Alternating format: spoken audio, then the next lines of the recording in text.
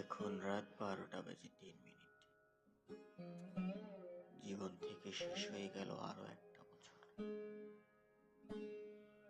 আজ 17ই জানুয়ারি, আমার জন্মদিন।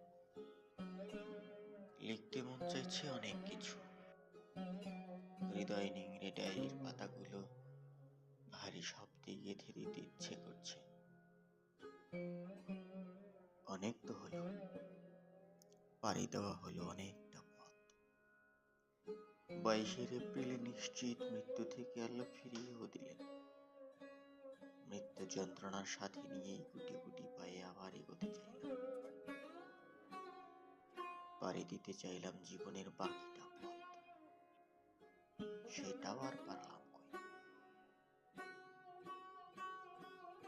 খুব ইচ্ছে থাকা সত্ত্বেও জীবনটাকে কাছ থেকে আর দেখাই হলো না, ঠিকঠাক ছুঁয়ে দেখাও হলো না।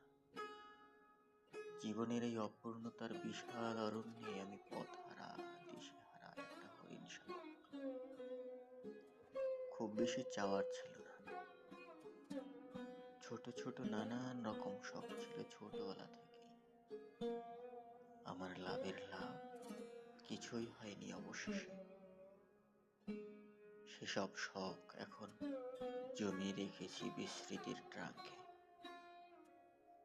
আমার আর যাওয়ার মতো কিছু নেই। শিক্ষার পথটাও ছিল বেশ কঙ্কটময়। বহু কাঠখড় পুড়িয়ে কিছু দূর এগিয়েছি বটে, কিন্তু কাজের কাজ চৌকাঠ বেরোয়নি। ভাগ্যের ক্যানভাসটা 5 ফিট 2 ইঞ্চির শরীরটাকে পেরোতে পারেনি। বাবার অর্থের অভাব জীবনভর বহন করা দীর্ঘ শোকের পাহাড় আমার জীবনে। যেমন ঘাসের ডগায় আটকে থাকা এক ফোঁটা শিশির ধীরে ধীরে শুকিয়ে বিলীন হয় সূর্যতাপে, কিংবা ফাটা চৌচির মাটির বুকে এক পশলা বৃষ্টি পড়তে পড়তে ঐশ্বর্য হারিয়ে ফেলে। আমি ঠিক তেমনি